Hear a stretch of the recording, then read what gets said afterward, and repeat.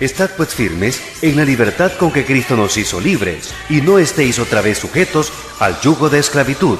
Gálatas 5:1. La Iglesia Bautista El Dorado tiene el honor de presentar Palabras de Libertad en labios del pastor Ricardo Fernández.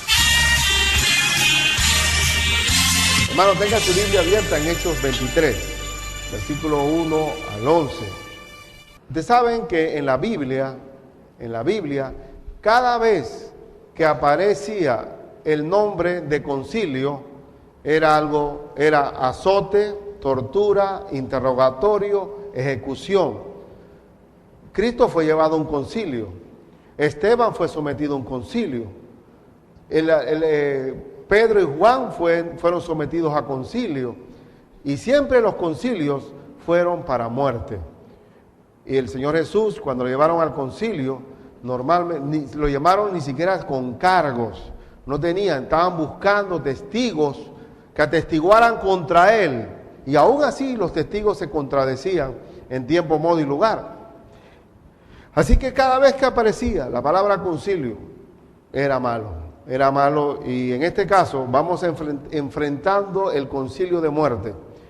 Este es el tema de hoy, con el apóstol Pablo enfrentando a los 71 miembros del Sanedrín judío, porque la asamblea, el tribunal judío, se componía de 71 miembros que iban ya predispuestos, prejuiciados a hacer una condenación. Así que ahí no valía alegato ni sustentación, eran con los dientes ya destinados para la muerte, el Sanedrín. Y ese mismo Sanedrín que está enfrentando Pablo fue el Sanedrín que condenó a Esteban y que murió apedreado. Estamos hablando de prácticamente un tribunal condenatorio, como el caso de las famosas tribunales de la Inquisición en el tiempo de la Edad Media. Que hagan lo que hagan, eres brujo, y firma aquí que eres brujo después de tanta tortura, firma aquí. Así que estamos hablando del concilio. Y quiero solamente, para que tenga clara la idea de por qué se convocó este concilio, y aprender, porque la idea de este mensaje de hoy es aprender cuál debe ser nuestra postura, nuestra actitud espiritual frente a 71 personas que van contra ti. Y el mundo entero adversa al Señor Jesucristo. Si nosotros fuéramos una discoteca hoy y interrumpiéramos eso de 1:30 de la noche o 2 de la mañana, la discoteca, le decimos, oye, préstenos el micrófono, y por casualidades nos prenden las luces y nos dan el micrófono, y le decimos a la gente, miren, ustedes van por un camino de muerte, muchachos, váyanse a Cristo, Cristo vino a salvarlos. Les aseguro que nos bajan ahí de botellazo, y a base de chiflidos nos sacan porque el hombre en su oscuridad no quiere saber de Dios. ¿Cuándo el hombre busca a Dios? En la cárcel, en el desempleo, en el divorcio, en algún problema de algún hijo drogadicto, en la enfermedad, desgraciadamente, en la soledad, en la depresión. Cuando estamos en extremos, buscamos al Señor. Por eso que el Evangelio nunca será popular, nunca, porque el hombre se deleita en su vida tenebrosa, en las tinieblas. Usted le dice a un hijo, oye, no hagas esto. Bueno, gracias a Dios, en el caso mío, bendito sea el Señor, que hemos nacido en el Evangelio, pero me acuerdo de mi papá. Oye, no, ¿cómo vas a llegar a estas horas? Y a esa hora llegué más tarde. Y ya tengo cédula, o ya estoy por tener cédula. Y todo es una rebeldía, porque el hombre nace en pecado y vive en el pecado, y solo rompe la maldición del pecado cuando Cristo viene a él.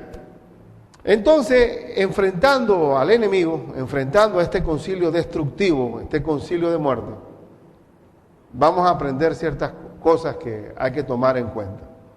En primer lugar, hay que enfrentar a un tribunal como esto con la mirada firme y también en obediencia a la ley de Dios. Veamos la postura de Pablo. Yo le iba a decir, perdón, que se me quedó en el tintero, que el versículo 30 dice del capítulo 22, el último versículo, al día siguiente, queriendo saber de cierto la causa por la cual le acusaban los judíos, le soltó de las cadenas y mandó venir a los principales sacerdotes y a todo el concilio, y sacando a Pablo los presentó ante ellos. ¿Quién es el que convocó esto? El tribuno romano. El tribuno quería saber por qué causa querían matar a Pablo. ¿Y a quién convoca? A todo el Sanedrín judío. Entonces, lo primero que enfrentar a 71 personas que están mirando con los ojos de odio, con rencor, con deseo de matarte, ¿cómo enfrentarlos? Primera es mirando fijamente. Miren que dice el verso 23, versículo 1. Entonces Pablo, mirando fijamente al concilio. Hermano, la mirada, cuando uno es sincero, uno mira de frente. Cuando una persona es media esquiva con la mirada, eso es algo que hay que pensar. El hombre de Dios mira de frente, de cara al sol, de frente a las cosas. Tenemos que dar la cara a la vida, tenemos que dar la cara a los momentos difíciles con el poder de Dios y la valentía de Dios, mirando fijamente, porque uno se puede sentir intimidado ante cualquier tribunal. Uno se puede sentir intimidado ante los Goliat y tiembla. Pero en los momentos en que uno está frente a un tribunal de muerte como este, hay que pedirle a Dios valentía y que podamos mirar fijamente, sin nada de qué temer, sabiendo que decimos la verdad, sin cobardía de ninguna especie. Dice que mirando fijamente dijo: varones hermanos, yo con toda buena conciencia he vivido delante de Dios hasta el día de hoy. Y eso es algo que tenemos que nosotros lograr también. Que cuando testificamos de Cristo y hablamos de Cristo, nuestra conciencia no nos acusa de que no hay doblez, de que no hay hipocresía, de que no estamos haciendo una farsa o un teatro, que verdaderamente lo que hablamos es confirmado con lo que somos, porque se llama limpia conciencia. El apóstol Pablo le dijo a Tito, fundamentalmente, que tenemos que tener una fe no fingida, de limpia conciencia.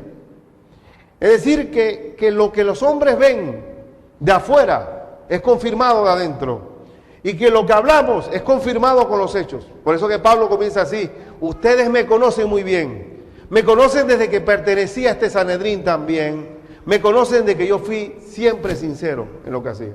Fui sincero hasta como perseguidor de la iglesia que ustedes me están condenando hoy. Yo fui sincero. Yo verdaderamente, vehementemente serví al Señor hasta que recibí la palabra verdadera. Se me cayeron los velos, pero siempre fue con limpia conciencia. Eso es importante. Tener hombres y mujeres que seamos servidores de Cristo en limpia conciencia. Que no estamos ocultos ahí en la sociedad, tratando de no relacionarnos con la gente, porque hay un rabo de paja que tenemos detrás y que nos hace desacreditarnos en cuanto a nuestro testimonio. El verso 2 dice: el sumo sacerdote Ananías ordenó entonces a los que estaban junto a él que le golpeasen en la boca. Imagínense, 71, ya desde salida, la primera frase que dice Pablo, de que yo hasta la fecha, hasta hoy, he servido a Dios con limpia conciencia. Ananías dice: pégale ese insolente, pégale en la boca. Imagínense qué tribunal, que las primeras palabras ni siquiera es inmediatamente filtradas y decir se calla, porque aquí usted no tiene ningún derecho ni hablar. El sumo sacerdote Ananías, que ya tiene trayectoria desde el Señor, y ahora Ananías ordenó que le pegasen. Y el verso 3 dice: entonces Pablo le dijo, son unas palabras fuertes, porque Pablo le dijo: Dios te golpeará a ti, pared blanqueada. ¿Saben qué es pared blanqueada, no? Cuando Cristo le dijo a los fariseos: ustedes son sepulcros blanqueados. Ustedes por fuera son como esos mausoleos, como esos cementerios que la gente los adorna, los pinta bonitos, pero por dentro son huesos secos. Ustedes lavan el plato por fuera, el vaso por fuera, pero no por dentro. Dios te va a golpear a ti, pared blanqueada. Le salió a Pablo del corazón, como diciendo, ¿qué te pasa? ¿Cómo me vas a mandar a pegar a mí? ¿Qué es esto, oye? Encima que son 71 contra 1, y en las primeras frases ya me abofetean. Dios te va a golpear. Y efectivamente, tengo la historia, verifiqué que a esta Ananías murió asesinado, de acuerdo a la tradición. Pero porque todo el mundo, de lo que uno siembra, eso cosecha, ¿eh? Eso cosecha. Y el verso 4 dice, y los que estaban presentes dijeron, al sumo sacerdote de Dios injurias. O sea, está válido, es válido que te haya mandado a pagar porque es el sumo sacerdote. ¿Cómo le vas a decir pared blanqueada? Esto te indica, querido hermano, que nosotros como cristianos, la mínima frase mal puesta, la mínima cosa, seremos condenados. Y nos dicen, oye, ¿y estos no son los que andan con la Biblia en la mano? Y mira lo que hizo, y mira lo que dijo. Y puede haber un montón de insultos y el uno tratando de suavizar las cosas, de poner la mejilla y poner la otra, y te quedaste sin mejilla, y sigue la cosa, y de repente tú te defiendes, y mira lo que me dijo, ¿ah? Mira lo que me dijo. Porque se condenará, se criticará a los hijos de luz, se dirá de ellos como de malhechores, se blasfemará, pero no falles, ¿eh? No falles, porque somos, de acuerdo a la palabra, de acuerdo a Jesucristo, al apóstol Pablo, somos ¿qué? Embajadores de Cristo. La Biblia dice que nosotros tenemos el ministerio de la embajada nuestro, el ministerio de la reconciliación. Tenemos que reconciliar al hombre con Dios. Esa es la encomienda que Dios dio a la iglesia de Cristo. Dios nos ha encomendado eso. Y usted sabe bien que cuando un embajador mete la pata en un país extranjero, ¿quién se afecta? El país. El país. Inmediatamente todo el país se empaña por la conducta de un mal embajador.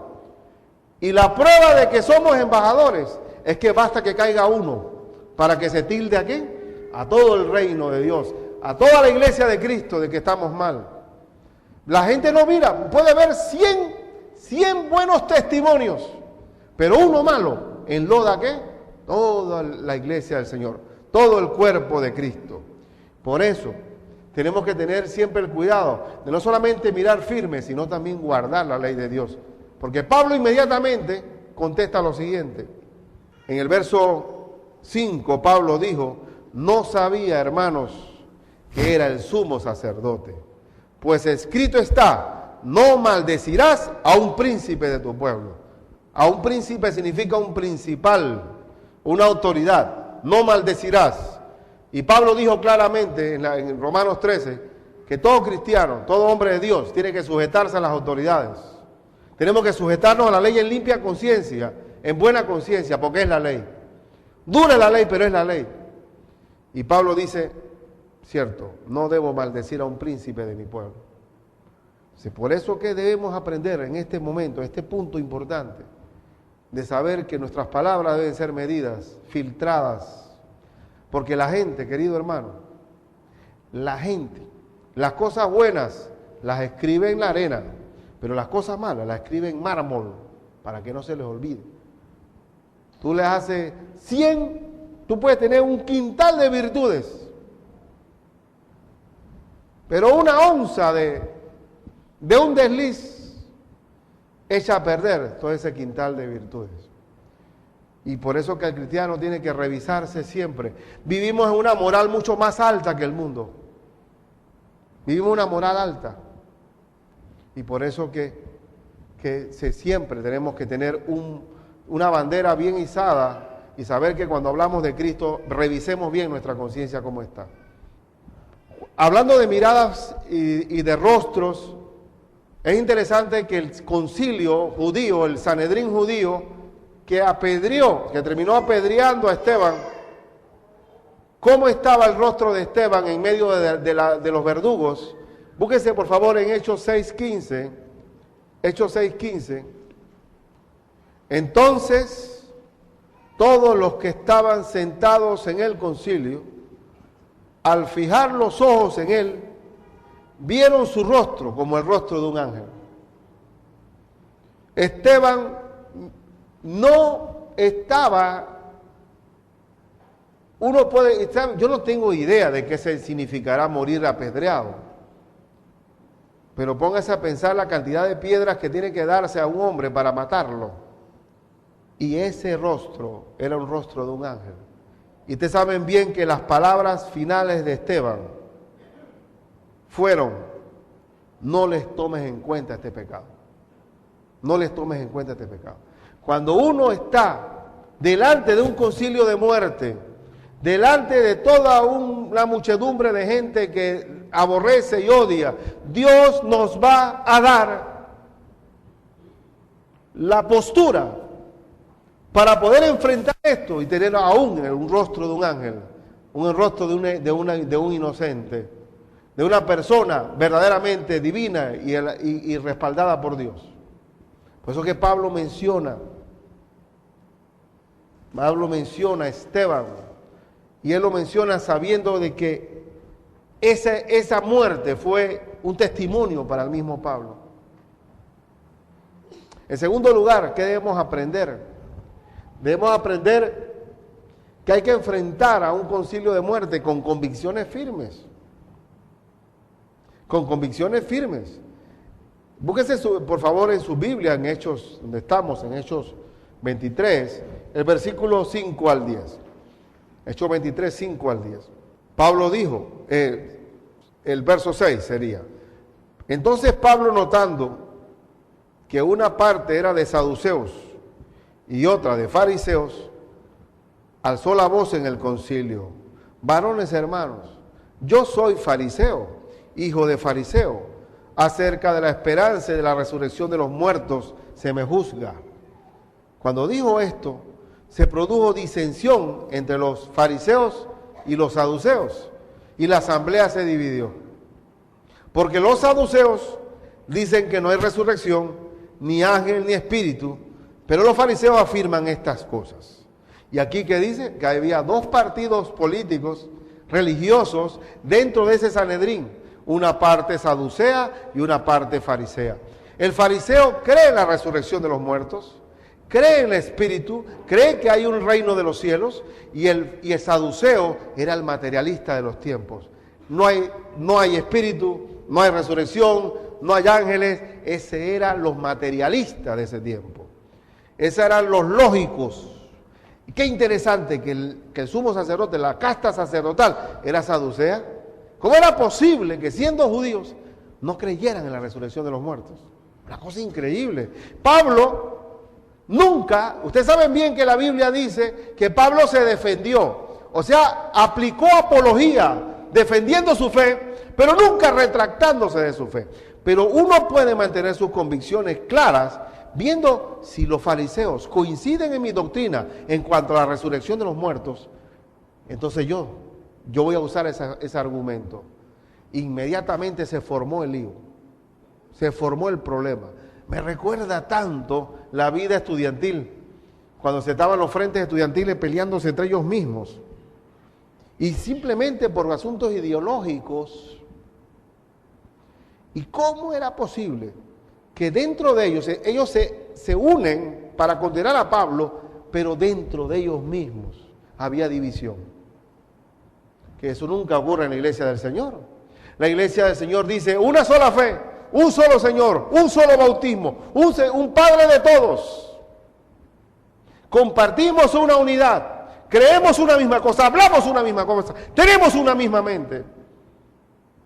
Porque lo que significa unidad en el pueblo de Dios es sujetarse a la palabra de Dios. ¿Qué es lo que hace que tú y yo podamos unirnos?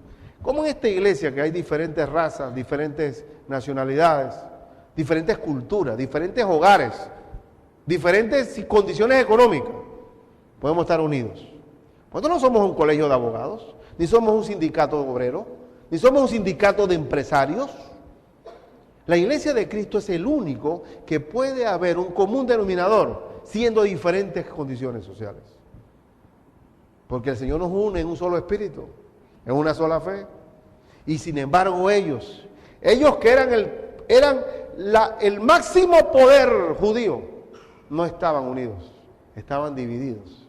Y se apartaron porque los fariseos, con todo el que creían en la resurrección, le daban más importancia al sábado que a sanar a un enfermo. Y tenían una hipocresía de buscar primero al asno, la oveja o al caballo si lo tenían amarrado y no le habían dado agua. Que Cristo tuviera misericordia con un hombre enfermo. Eran meramente religiosos. Esto era meramente religiosidad, polémica entre ellos mismos. Hermano, cuando uno está viviendo la fe, nosotros no vivimos bajo ideologías, vino bajo vivencia, bajo una relación espiritual. Cuando usted sabe bien que cuando nosotros recibimos a Cristo y nacimos de nuevo, sabemos que Cristo es una verdad, no es religión. Que cuando yo oro al Señor, Él me oye. Cuando leo su Biblia, Él me habla. Y que yo sé que cuando me reúno con la iglesia del Señor, somos uno en Cristo Jesús. Y eso no es religión, eso es fe, eso es vivencia, eso es espiritualidad. Pero ahí no había espiritualidad. Ellos venían dispuestos a matar a Pablo. Se nos escapó allá en Jerusalén, pero lo vamos a acabar aquí. Y de aquí para adelante vamos a tener varias porciones bíblicas donde Pablo se está haciendo el plan para ver cómo lo matamos. ¿Cómo lo matamos? Yo dije que en una presentación donde un hermano de la iglesia me invitó a orar con unas autoridades. Y vino lo más granado en cuanto al poder económico, poder político de Panamá. Yo doy mi mensaje. Y bueno, ellos, todo el mundo complacido con las palabras, pero me dice una legisladora, dime tú en qué beneficia a ustedes a la iglesia, a Panamá. ¿Cuál es el beneficio de ustedes a Panamá? Y yo, señora, muy fácil. Si usted queda flat en un barrio popular de nosotros, a las 3 de la mañana, y vienen 4 muchachos, usted va a esconderse debajo del carro, meterse en el maletero, porque usted no sabe que la va.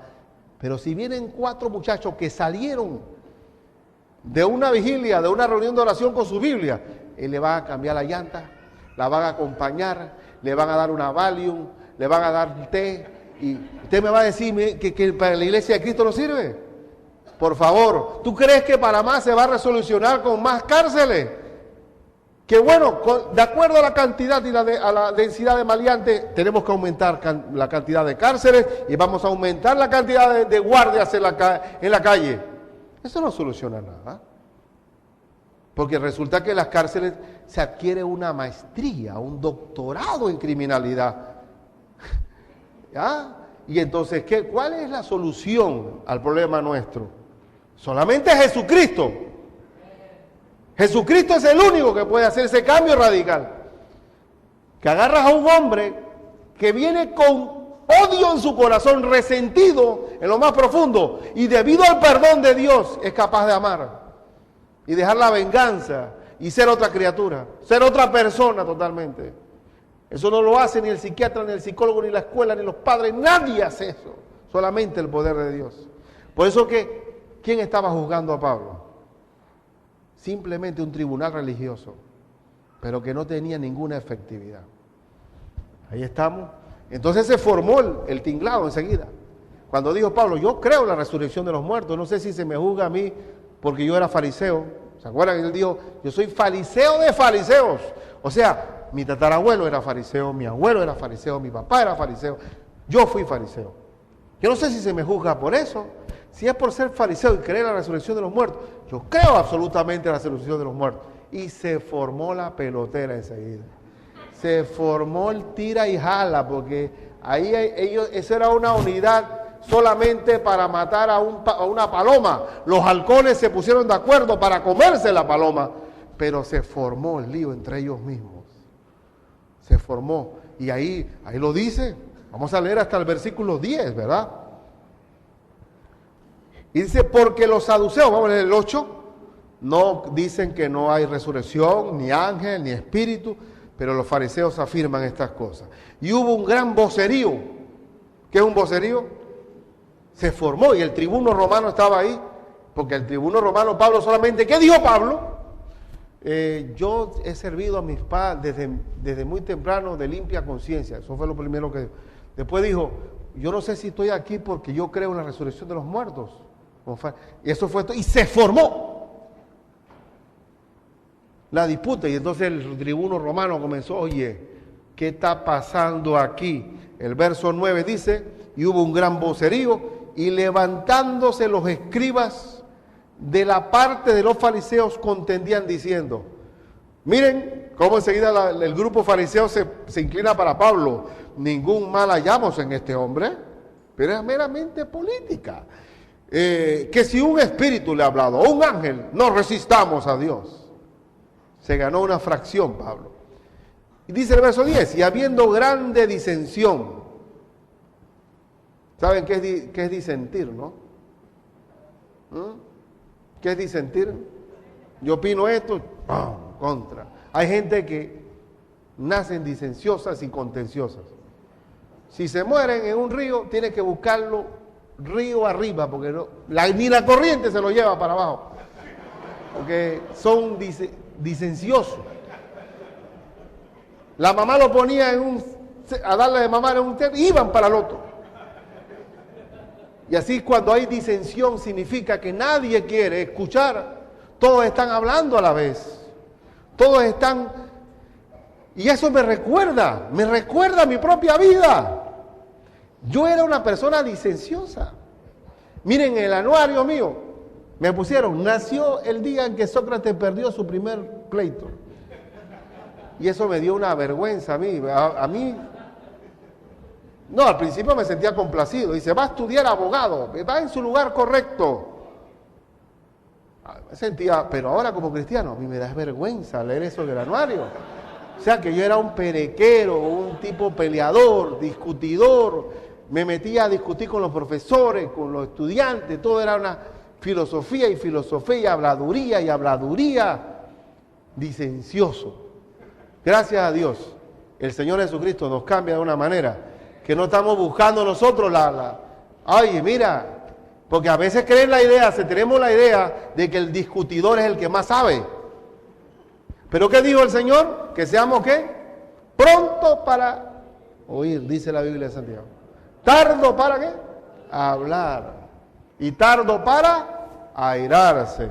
Para no ser disencioso hay que tener buenas orejas. Y Dios nos dio 2 orejas y 2 ojos y una sola boca. Miren que no puso 2 bocas. No puso 2 bocas. Para que lo que oigamos y veamos, digamos la mitad. ¿Por qué? Porque ¿dónde se forman los grandes problemas de uno? ¿En qué? En la habladuría. Siempre agregando. ¿Qué dice el apóstol Pedro? Si tú quieres tener buenos días y largos días en tu vida y paz aumentada, guarda tu boca de hablar mal. Entonces, ¿qué había aquí? Una disensión. Una disensión significa 2 bandos ahí peleándose sin llegar a ningún acuerdo. Y los romanos, que no tenían que ver con este embrollo judío, ni tenían que ver con ley, ni con la ley de Moisés, ni con las tradiciones rabínicas. Los romanos eran tipos prácticos, por algo mandaron el mundo entero. Los romanos eran hombres de normas, de leyes, de derecho. Por eso gobernaron el mundo y el Mediterráneo fue el Mare Nostrum. Todo lo dominaron. Los romanos enseguida dice, y habiendo grande disensión, verso 10, el tribuno, teniendo temor de que Pablo fuese despedazado por ellos, mandó que bajasen soldados y le arrebatasen de en medio de ellos y le llevasen a la fortaleza. O sea que vinieron otra vez los soldados romanos a salvar a Pablo de que lo lincharan. Otra vez. Pero ¿qué tenemos que aprender? A tener convicciones firmes. Y hay otra cosa importante también. Cristo dijo que nos iba a dar palabras espirituales, ayudados por el Espíritu Santo. cuando uno fuera que verse enfrentando a situaciones como extremas como esta. Hay algunos predicadores que dicen, bueno, Dios me va a dar palabra en mi boca y yo hablaré lo que el Espíritu me dice, y no se preparan ni estudian, ni preparan un bosquejo ni nada, porque vamos a la improvisación. Ese es cuando nos arrestan por la fe. Pero hay que prepararse y hay que tener los estudios, poner los bosquejos y presentar los textos bíblicos. Porque las cosas de Dios no se pueden improvisar. Y entonces, ¿qué dice? Segunda de Timoteo 2, 23 al 26, hablando de no ser contencioso. Porque miren que Pablo no cayó en la trampa de estar discutiendo necedades. Uno debe aprender a no discutir tonterías. La mayor parte, inclusive en el matrimonio, los mayores pereques y los mayores pleitos es porque no aparece una peinilla, o porque las medias no están tan disparejas, o porque los zapatos no sé dónde están, o que no está listo el café. Las peleas son por nimiedades y uno tiene que aprender, por favor, a no darle importancia a las cosas pequeñas. Usted hay gente que tiene un resfriado y lo convierten en pulmonía. ¿Por qué? Porque no tienen, hay que pasar las cosas por alto, hombre. La mayor parte de las cosas, si por amor uno soporta, todo lo soporta. Aún lo insoportable. 2:23, 26 dice, pero desecha las cuestiones necias e insensatas. Deséchalas, sabiendo que engendran contiendas. Entonces, cuando uno discute cosas necias, yo cuando me acuerdo los primeros años de la fe, yo era muy de agarrar a la gente y compartirle de Cristo así con espada en mano. Cuando llegaron los españoles aquí, o aceptas a Cristo. Cuando el famoso cacique cubano, que ahí fueron barridos los indígenas. En Cuba no hay indígenas, hay mulatas y blancos. Los indígenas fueron barridos y el cacique le dijeron, recibe la fe del cristianismo, irás para el cielo. Y dice el cacique, le dijo, ¿y los españoles van al cielo? Sí, nosotros estamos allá. Digo, yo no quiero ir para allá, mátame ahora mismo. Porque es que teníamos una idea de una fe impuesta. La fe es por convicción. No se discute. Nosotros nunca debemos caer en la trampa de estar discutiendo de cosas de fe. Primero porque dice el Señor que la fe se defiende con mansedumbre y reverencia. Cristo se presenta en amor, con ternura, con comprensión. Nunca con pistola, jamás con espada, jamás. El Señor es un caballero. He aquí yo estoy a la puerta y llamo. Él llama, Él no agarra la puerta y la tumba. Él llama. El que oye mi voz y abre la puerta, entraré a Él, cenaré con Él y Él conmigo. ¿Quién tiene que abrir la puerta? ¿Dónde está? Cristo toca. Él no es un... ¿Hay alguien en casa? Nada de eso. Que abra la puerta el de adentro. Es en libertad. Es en libertad. No se discute las cosas del Señor. Y tenemos que aprender que Pablo, donde había 71, él no entró a discutir. No evita discusiones necias e insensatas. Verso 24. Porque el siervo del Señor no debe ser contencioso. ¿Y quién es el contencioso? Que todo lo vuelve un lío. La quinta pata al gato, el punto negro en la hoja blanca, todo lo es un río. Ninguna silla le acomoda, todo es un enredo y cosas sin importancia se le da importancia. Una persona contenciosa no puede ser siervo de Dios, sino debe ser ¿qué? Amable. ¿Qué es un amable? ¿Qué es una persona amable? Una persona que habla con amor, para con todos, apto para enseñar, sufrido, que con mansedumbre corrija a los que se oponen. ¿Cómo debe corregirse? Con mansedumbre. Con mansedumbre. Agarrar ahí un barbero cristiano. Tú sabes que si no recibes a Cristo vas para el infierno. ¿Tú aceptas al Señor? ¿Ah? Sí. Que con mansedumbre corrija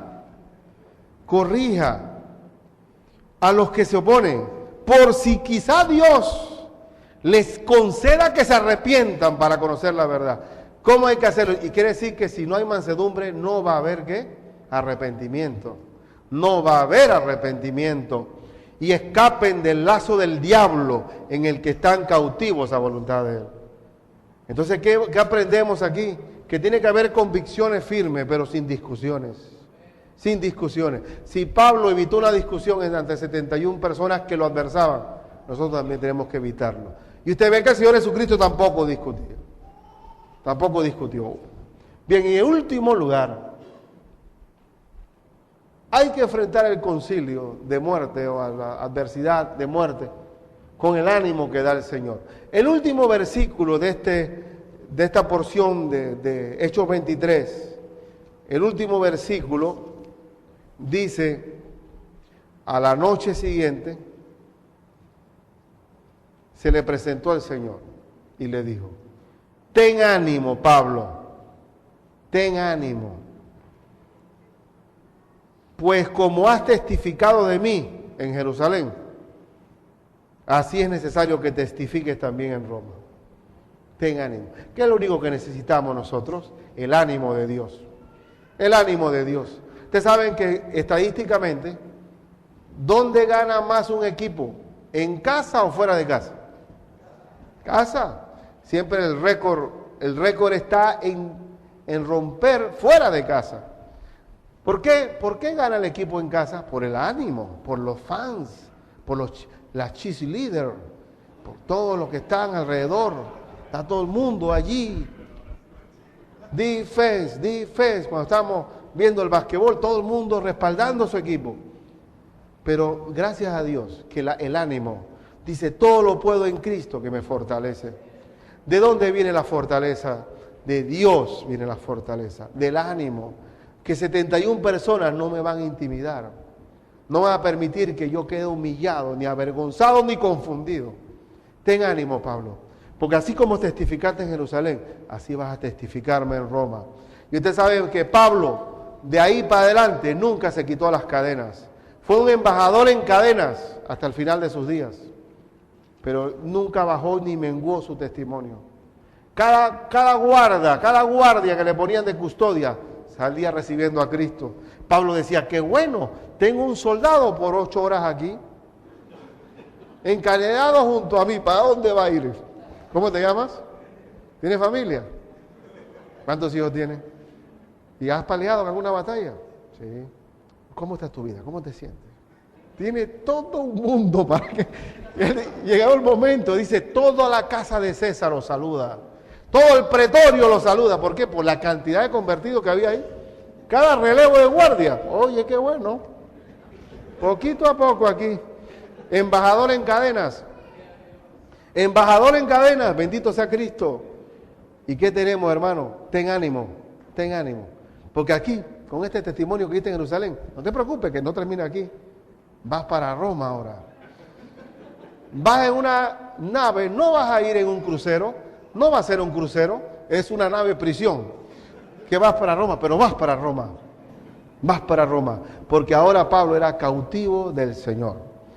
Y enfrentando, siempre, imagínense, eso es un buen testimonio para nosotros. ¿Cuántas veces tú estás intimidado al hablar con una persona extraña del nombre del Señor Jesucristo? ¿Te intimida? ¿Te intimida testificar? Mira este cuadro del apóstol Pablo, míralo. Sin embargo, cuando lo hacemos, cuando testificamos, resulta que hay logros, hay cosas hermosas. Entonces, para concluir, solamente quiero decirles, como conclusión, mirada firme No hay nada que temer. Guarda la palabra siempre. Convicción firme en nuestros principios bíblicos y confiando siempre en el Señor.